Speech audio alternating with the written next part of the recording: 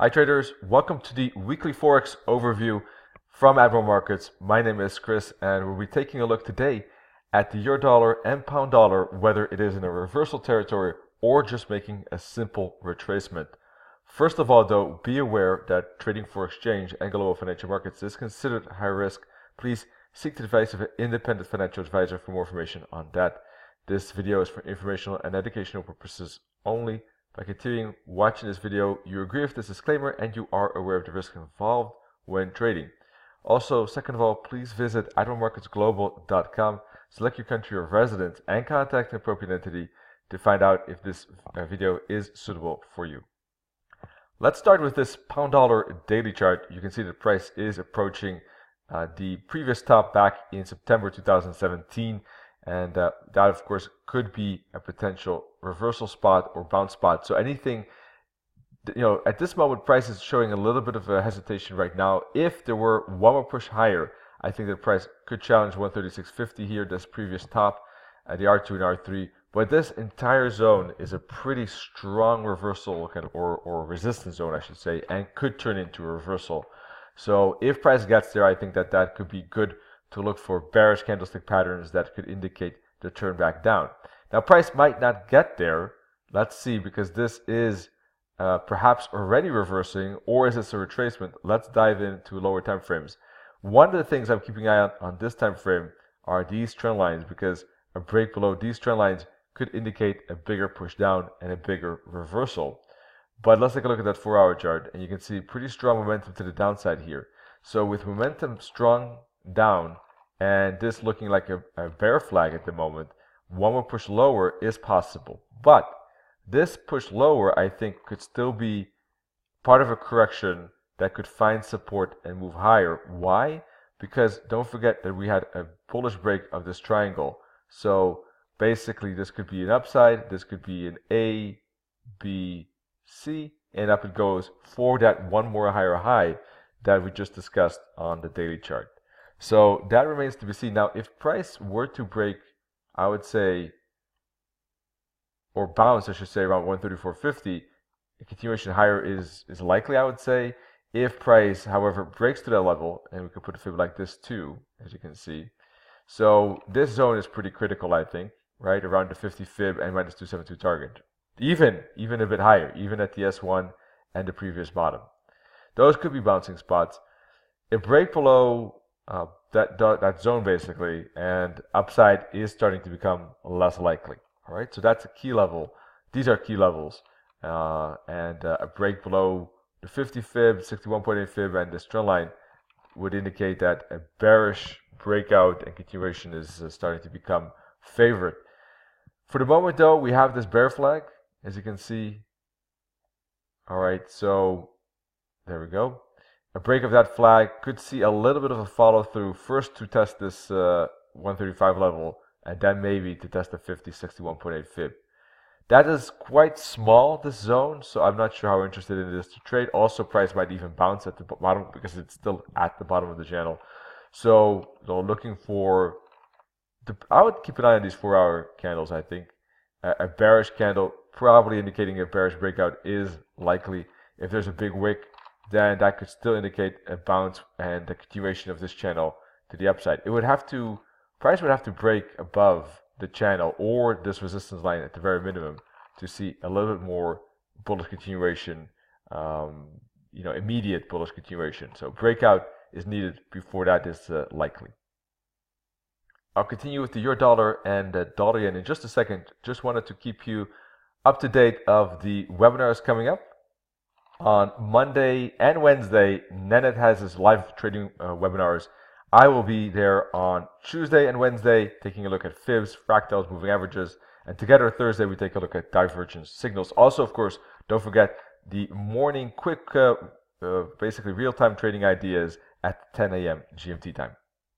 All right, let's continue with the euro dollar. Euro dollar is also making this retracement. Whether this is a reversal retracement remains to be seen. However, as you can see, I did take myself a short position to the downside, a small one here, just basically because I think that the retracement can go a little bit deeper. I'm not taking much risk on it just because I think that this is still questionable whether it's a retracement or reversal, and S1, S2 could still be bouncing spots for upside. So I'm keeping an eye on especially the S2 as a potential target as well, and that is 119.50.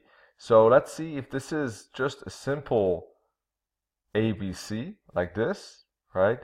Then we should see another ABC down to test the levels around 115, 116, and in that case, price would have made a three-wave correction. This could be considered an A or a W, X, and Y, and that could finish the correction.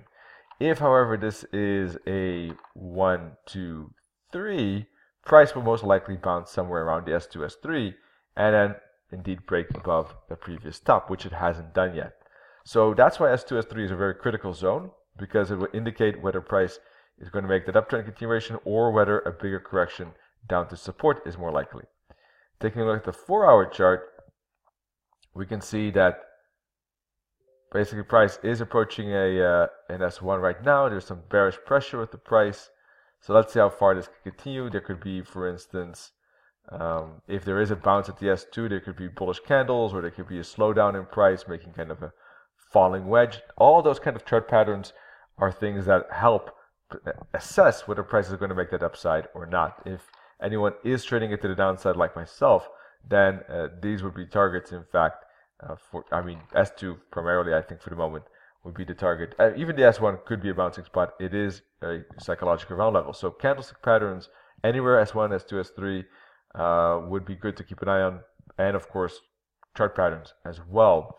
For the moment, though, I think that S2 is the key level. If price does break below the S2, there should be a lot of momentum in play, and if we then see a bear flag, then a continuation further lower upon the break of that flag does seem likely in that case. In that case, I'll be more bearish. At this moment, I'm neutral. It really depends on how price responds to this zone. If I see bullish candles, then there is a good chance of a continuation. If bearish candles remain and are persistent, and then we see corrections, more downside is likely. So that's how I kind of try to understand and assess whether a retracement or reversal is happening. Last but not least, the dollar yen. Let's take a step back a little bit and take a look at this in more detail. We had huge uptrend, of course, 5-6 years ago, 7 years ago even it started, and that happened over several waves, 5 waves, as you can see, to the upside. Then we started to correct about 2 years ago, 3 years ago, and lasted up to 1.5 years ago here. Big move down, big move up, and now we've been in this consolidation. So from this point of view, I think that consolidation might be ending soon.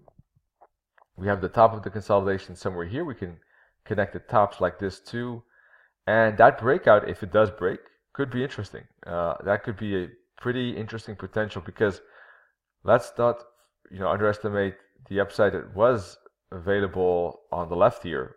It has been years back, but that I think is still a factor to consider if price breaks through this resistance, and that could be a breakout that could be very interesting for upside. So let's zoom in, and you can see that price is consolidating here. It really all depends. For the moment, I took a bullish trade actually upon the break around of the pivot point around 112.80 last week though, and it's up a few pips at the moment, 60 or so. But yeah, for the moment it is looking bullish. Now is not a good moment though. I think price would really need to break above this zone. I think that some good weekly candle, probably even, that could break above these trend lines and this resistance is needed to secure kind of, or find a spot that is, or a trigger that indicates that upside will continue, right? A weekly candle would be good.